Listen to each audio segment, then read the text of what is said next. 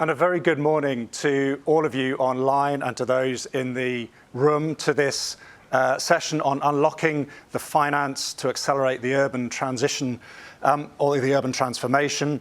My name is Andy Kerr. I'm going to be the moderator of this session. I work for Climate Kick, one of Europe's largest climate innovation partnerships. And today we want to dig into the practicalities of how you unlock that finance that cities, that towns need to deliver their ambitious climate targets. And to do that, I've got three incredibly knowledgeable panelists to help sort of dig through this.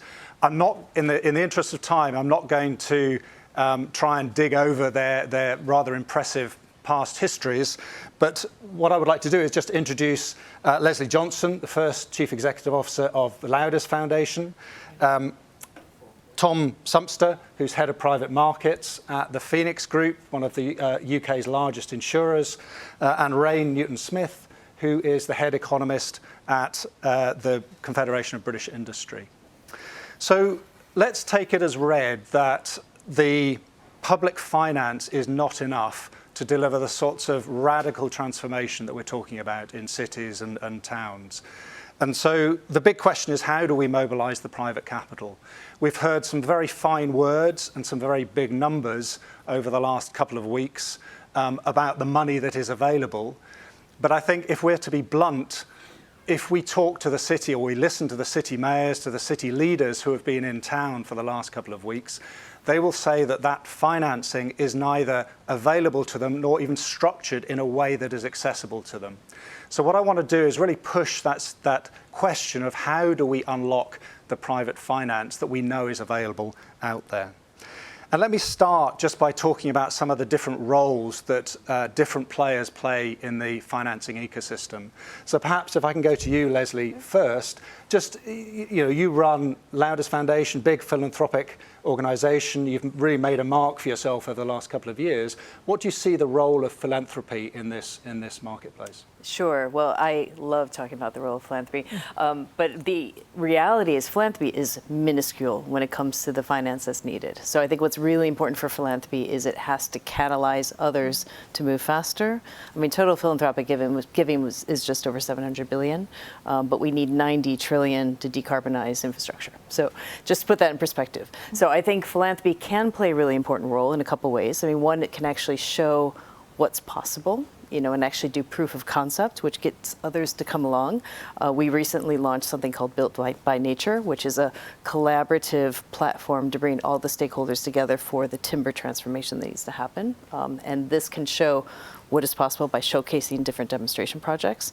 But philanthropy can also make it easier for investors to come in.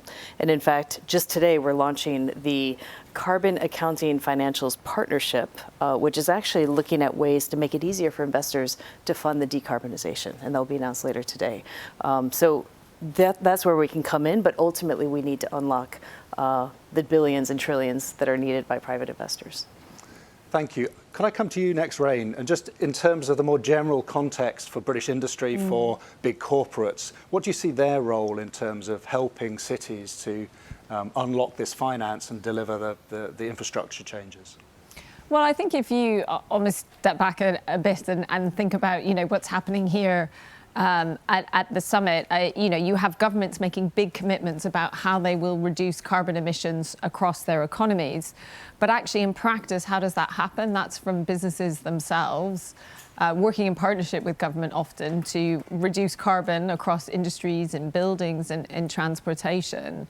And I think for me, it really comes together at the city level and really comes alive. I mean, if you think about particularly in the UK context, we've been hugely successful at reducing our carbon emissions through energy. So half of our energy is now from renewable sources. But if we're going to get to our goal of reducing carbon emissions by 78% on 1990 levels by 2035, the next phase is about reducing carbon within the built environment, so in buildings, in transportation, and also in industry. And I think it's where there's a real role for communities because, if you think about heat in buildings, right, that is really, it's very personal. It's about how your home is heated, if you're seeing buildings which are in a shared accommodation in flats, and there's a real role for district heating. So you really need to have the planning to develop heating systems that work for that sector. And then you also have the transportation. How are people getting around that city? And I think what we're seeing more recently is communities are coming together and saying, what kind of city do we want? What are some of the co-benefits of the transition to a low carbon economy? We want clean air in our cities. We want livable cities with green environments. We want to be able to walk and cycle to work. And I think that's a really important part of the transition. But we're only going to get there if we have the right regulation from government, working in partnerships with businesses to get the amount of investment we need. And of course, structuring the finance and financial products to have access to the finance to make those investments. So Tom, we need to structure the finance. You're one of the, Phoenix is a big long-term investor. What do you think are the key issues for helping cities on that journey? Yeah, and there are issues at large at the moment. I mean, if I look back to infrastructure in the past, when we think about the PFI programs, they left a bad taste in both private and public mouths. And that's something that we've got to learn from. When we think about cities of the future and the vision that cities want to take, I think there is policy that's needed around that. It's city mayors, it's national governments coming out and saying, this is how we see our city developing. Low emission zones, where our energy sources are going, how people are going to move around those cities. It's almost one big project where you bring in the private sector, pension capital like ours, investing with a social conscience, talking with developers, talking with advisors, and bringing a project where actually the end client are the people.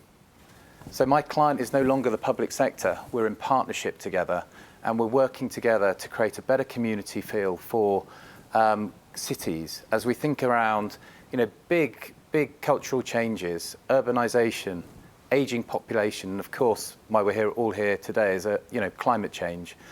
And so pension fund capital can play a hugely important part there. We are very fortunate to be guardians of over 300 billion of assets under management.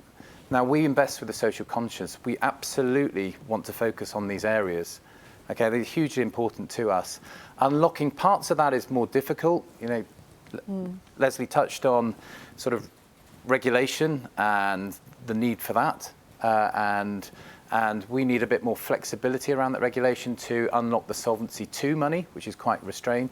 But equally, we have other pools of capital which are far more flexible, that can come in at the development stage, come in much earlier, and show that commitment to taking on risk, as well as looking for a stable return at the end of a build-out, which may take years. Our money is long-term. It's the taxpayer today is the pension fund pensioner tomorrow. And of course, that's the same person. So we see unison in that money. But can I push you a little bit in terms of one of the challenges that we've seen a lot of long-term investors is that their sort of standard asset allocation classes are rather misaligned with the needs of the infrastructure, the place-based type of investing, particularly when we're thinking about the need actually for private market, what is sitting in private markets and so on. How are you trying to tackle that within Phoenix? Yeah, I think it's really interesting because I think if I look at Bristol, the Bristol City and the LEAP project, that brought around transportation, energy aspects. It talked around EV charging, waste to energy and district heating coming in, and of course renewables, big solar parks, and that really, to me, was a big signal to say we've got to change these verticals. When we're talking to cities, we need to come with real estate expertise. We need to come with infrastructure expertise. We have that capability. We're building out that capability. There is no reason why we should be siloed in the way we speak. And that's something that we're very keen to empower within our own organisation, that regardless of where you used to sit, you have skills and expertise that now need to be used differently because cities are talking to us differently. They're not talking in silos. They're talking about big projects. And that's where the financial community needs to move to. Thank you. Leslie, so you've talked a bit about the opportunity for philanthropy in this space, and we just heard about this need for partnership and so on. one of the challenges that we've seen is certainly within Europe is that you've got a city landscape littered with nice ideas and good projects which have never scaled. Yeah. In other words, they've just remained on the prototype space. Yeah. How can philanthropy help build out those projects to bring in the pension capital, to bring in the long-term investors? Yeah, well, I think there's a number of ways. And one thing I think philanthropy does do well is it connects unlikely allies and brings them together in quite an objective way. Not always, because sometimes philanthropy brings its own subjectivity. But I think it can play a really important role in bringing all these different stakeholders together. Like you're saying, from the investors to the mayors to the architects to the communities impacted by this. And that's the starting point, because you really need to have that strong, action-based collaboration. But in terms of the scaling, and that's again where I think the magic of philanthropy can be, is it can actually catalyze the broader investment that's needed by de-risking. I talked about proof of concept before. There's other ways philanthropy can come in, which is actually testing new financial investment models, which can actually then scale, for example, the decarbonization and the retrofitting that's needed. Make it easier for people to actually use the equity in their house to get access to finance for, the retrofits that are needed. So all these things lead to the scaling. And I think it's really important, though, that we don't see philanthropy as a silver bullet, nor is it the scaler. It is really more that first domino that really can bring the action that we need and accelerate it. Rhian, one of the challenges I think that the public sector has faced has been a sort of paradigm that they're there simply as space fillers where the market has failed, or that they're simply there to de-risk. And they've then, as Thomas said, you've then ended up with some very uncomfortable situations where the public sector has felt that the private sector has come in, taken its profit and walked. How do you build that more effective partnership between the two, where the public sector can be market making with the regulations, the policies that are enabling the private investment as well as the public investment to deliver the goods? Well, I think what can happen is you can establish sort of economic clusters where you have leadership coming together to working with the community to design the cities of the future. And there's been some great examples of that in the UK. We have Zero Carbon Humber, where they're looking at thinking about some of the newer technologies and some of the specialisms they have around carbon capture, usage and storage, and developing that capability, but also thinking about their built environment and bringing together alongside industry, where do they get their energy from, and can we as leaders at the city level work with businesses in the local community and community groups to really help to sort of decarbonize the built environment. But I think there's a few things that we need to sort of unlock that and scale that up across different cities in the UK, but also globally. And a lot of it comes down to capability in local government. I think we do need to, some local governments are really leading on that capability, but some of them don't have the knowledge about air source heat pumps and district heating. And, these are very technical areas. And so I think we do need a sort of program to upskill public leaders at the local level, because they are really at the delivery.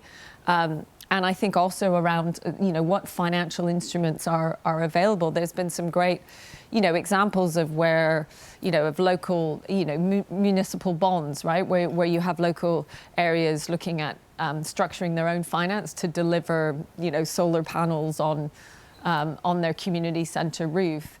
But you need to have a certain knowledge of finance, and you need to find the right partners for that to work. So I think we need to also, provide those skills in terms of capability.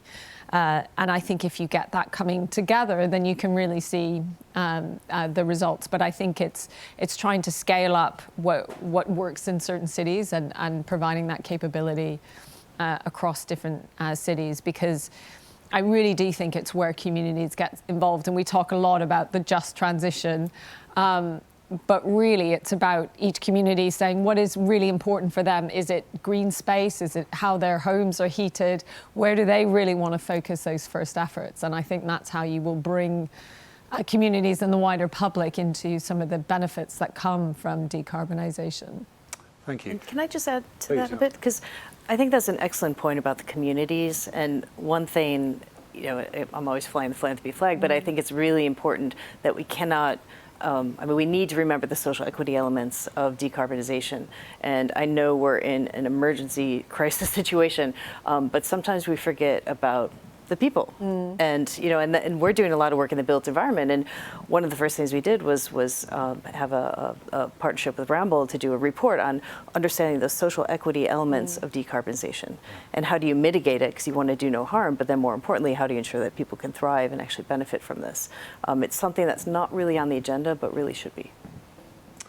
And just, so we've heard a little bit about what the public sector could do in terms of upgrading skills and capabilities, which I absolutely agree with. What else would you ask of them to help build those sorts of effective partnerships? I think there is still a rebuilding of trust with the private sector. I think that's really important. I think there are lessons learned in the past where excessive returns have been earned by the private sector. And there are different pools of capital available in the private sector. We sit with a social conscience. We sit wanting reasonable returns for a reasonable risk. The idea of taking excessive returns away from taxpayers, from pensioners, is not something we want to do. And that says to me that if you're in a contract where suddenly there are excessive returns being made by either side, you need to create more flexibility within that contract. So the idea of a long-term partnership is, to a certain degree, never to go near the contract and to talk things through as the world evolves. And the world is evolving very, very quickly now. And so I would say, when we're talking around stakeholders and stakeholder engagement, and there's a city vision, get people in early. It equally helps with the capability, because the private sector can come with ideas, with innovation. That doesn't cost cities anything to listen. And I think that's a really helpful way of taking it forward.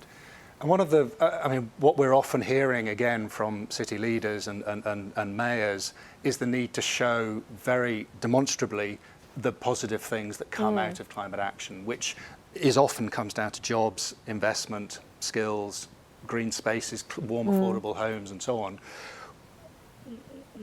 So I know Laudes have been doing a lot of work on things like supply chains into cities and looking at how you localize value chains. Are there other co-benefits that you think are important in terms of this type of transition? Absolutely. And I think, so two main areas is thinking about the industries of the future. And I do think that is, helping to build the skills in some of the areas that we need. So installing, designing homes, right, that are zero carbon homes that are comfortable to live in.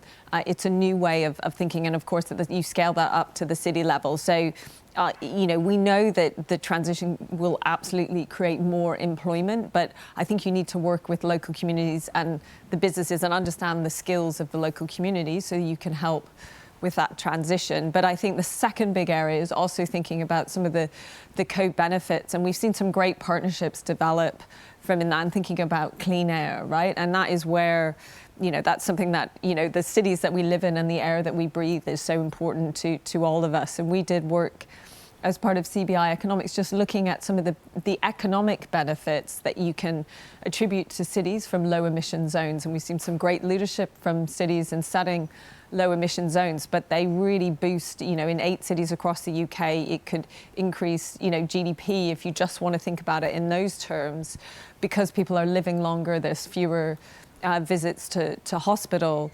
that provides a real boost to GDP. And actually here in Glasgow, we saw the Clean Air Alliance launch, where you had 10 businesses working with city mayors to sort of say, we want to look at the co-benefits from cleaner air in our cities. And we know that as we decarbonise transport, that is one of the main co-benefits. But I think people really relate to that on a personal level. If you're in a very livable, breathable city, it's so important. And of course, we think of that, and it's important in a UK context. But if you're in Beijing and you can't see blue skies, or in India, it's so it has such a tangible impact on people's health, the health of their children. And I think it's really how we will build, the alliance for making this transition and seeing that this isn't just about some, reducing carbon at a really high level. This is about what the quality of your daily life will be like. And Leslie, just in terms of that investment into that philanthropy that Laudes is making, for example, into those supply chains, what made you choose that as a particular topic for focus for you? Well, I think if you take a step back, what we're trying to do is tackle what we see as a dual crisis of climate and inequality. And those are very much interlinked, and they very much play out in the built environment. So our entry point is business and finance, and we think we can catalyze those to move faster. And I think to the point you're just making, we need to bring a holistic lens and really look at the broader communities in these cities. I mean, just an example, we work very closely with Kate Rayworth and our Donut Economics. And the Donut Economics Action Lab is taking a cities approach, and it's holistic, has decarbonization elements in there, but it brings the communities along, and it's very clear on what these benefits are, whether it's clean air or whatever, because you have to do it with and together and for the communities that we're working for. So we think business can be a very effective lever, and that's why we chose that, and we chose the built environment because of its outsized impact on climate. Yeah, and I think that sort of work has really helped institutions to move into a sustainable investing environment. Yeah. You know, we're not the only institution, but most institutions now have their own sustainable team. When we look at investments and we have investment papers going up, there's a whole section on the ESG dynamics and what we're doing and contributing to communities. That's a real credit risk now, an investment risk for us, because if we don't get that right, that's not a good investment for us, not from a brand perspective, not for helping communities, as well as that economic return. So it really plays into how long, as long-term investors, we're prepared to invest in a certain asset. So, you know, as that energy transition changes, we see we need to change our portfolio, move that portfolio out of carbon-intensive assets and move them into very much carbon-friendly, and doing that as quickly as we can. So one of the challenges, again, from a financing assets and so on, has been the traditional view that the asset is almost independent of the world around it, and that actually, if you want to invest into a place, you can't distinguish it from the fact that it will be, you know, impacted by climate change, that the context of the place really matters. How do you tackle that within somewhere like Phoenix, you know, in terms of when you're looking at investing into assets in a city, in a place? I think if we talk globally, and we've got to be conscious that there are areas of the world that are still developing, where there are necessary fossil fuels to create the energy sources, and we have to respect that. But here in Europe, in the UK, we can market lead, we can take the world forward and really demonstrate that we can actively move into a net zero situation far quicker than the rest of the world. Somebody has to lead. And, you know, COP26, I hope, will create, you know, a real environment where investors, where governments, public and private sectors, countries, you know, are willing to make that change. And we, as a finance house, want to support that. We want to support that with the way we vote, you know, in our investments. The way we think around performance now is all about that transition. And so we have performance indicators. We reduce the cost of capital that we're prepared to lend out on the basis of better behaviour going forwards. So we want to be a leader in that, and I think, you know, Europe and the UK is doing a great job at the moment. Can I ask Tom a question? No, I'm just curious, the launch of the International Sustainability Standards Board, which was a really big deal. Yeah. Does that help you in your business? Absolutely. And you see that as a way to create more? Yeah.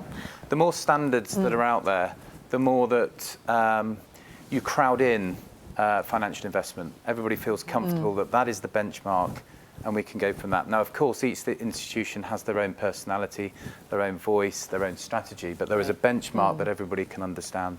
And we want to avoid greenwashing. You know, that is it's an ugly word, and I hope in a few years' time that it's very clear with these standards what really is green and what really isn't. Yeah. So we're at COP. What was the most exciting thing that you have heard that you think will help unblock finance for cities? Or if you haven't heard the right thing, what should have been said or what should be said in the next few weeks? For me, I think it's partly devolution and the empowerment of cities now coming away from COP, feeling like there's a lot of support around those cities wanting to help. And now it's a case of getting groups together and making that happen. Yeah. So I'd rather talk to what I haven't heard yet. And I'm thinking back to what Sir David Attenborough said, which is those who've done the least to cause this problem are the hardest hit. And so I think there is an elephant in the room that's not being talked about, which is sovereign debt and the debt crisis of the Global South. And unless that gets on the table and unless there's viable alternatives to that, whether it's cancellation or new debt instruments or whatever, it's going to make it harder and harder for the Global South to respond to this crisis. So that needs to be on the agenda, and I hope we'll see that in Egypt next year. Right. I think for me, there's a few things that have really stood out from this COP so far is that how much we've seen sort of a lot of business-led action. Of course, we need that agreement at the government level, but I think it's been really heartening just to see how many businesses have come here, with their race to zero targets, setting out their credible plans and really focused on what they can deliver. I think what do we need to see more of? I think it was absolutely great. I was also really encouraged by the International Sustainability Board and them, within a year setting out this will be how businesses need to measure their carbon emissions and their impact on the natural environment, and having that agreed at an international level is so important. But I do think we need to see more regulation at the within countries at the city level in the built environment. We've got the capability to build zero carbon homes now, but we don't have the legislation everywhere that needs to be the standard. And so what happens is then builders who aren't going to adhere to those standards, you effectively price out the more sustainable companies. So I think we do need to see stronger regulation, and I think we also need to see some of the development in structured financial products, not just for new build homes where we can see green mortgages, but retrofitting homes. How do we reduce emissions and do that in homes where people already have a mortgage, already have some investment? And I think that's where we need to see more creativity in how we design those products. And just because time is against us, but just picking up this point about structuring finance and thinking particularly about the sort of concessional blended finance that we are starting to see, where public sector and the private sector are coming together to deliver multiple goods, public goods plus commercial returns. Do all of you see a way forward that will genuinely unlock the billions and trillions that are required using that type of model? Because that's one that the cities have struggled with, I think it's fair to say, over recent years. Yeah, let me kick off there. I mean, talked about it earlier, but it is around just getting stakeholders in a room. So institutions like ourselves, the bankers, the advisors, we all have structuring capability. What we need to see is the investment potential, the programs that might be there, so that we can put our ideas, we can take time. There's no returns, there's no investment there today. There may never be an investment, but we're willing to try. We're willing to innovate and look at, how we think about that blended investment program where there are a variety of risks. So there is complexity there, which we've got to take on. But overall, we see over a period of time a stable return, which is aligned with our pension fund capital. Okay. So last couple of minutes. What's the message you want to leave people who are watching online in terms of that unlocking finance piece? Leslie? Well, I'll start because I do have to play the philanthropy role. I'm continuously disappointed by how few foundations are working in the built environment, whereas it is one of the most impactful things you can do if you care about climate. So my plea to foundations, if you're listening, is please come along. We need more foundations. There's some great leaders already in that space. We've learned a lot from them, but we don't have enough philanthropic and therefore risk capital going into the space. Yeah, Phoenix's core values are around addressing climate change and regenerating cities. So we are hugely open for business. We have billions to play with. We want to speak to people, we want to spend time, and we want to create these investment programs. So we're keen to talk. Very good. Right. I think, look, it absolutely has to be focused on reducing carbon emissions in the real economy, in the built environment, and that sort of tangible impact. But I think, as sort of Tom said, it's about bringing together the local leaders, the businesses, the communities, with the finance providers, and say, okay, what is the problem you're trying to address? What kind of community do you want to build? Is it more green space? Is it renewable energy and how your homes are heated? And then let's think how we can structure a product and bring together the finance to deliver that outcome for you. Thank you. So we're coming to the end of this session.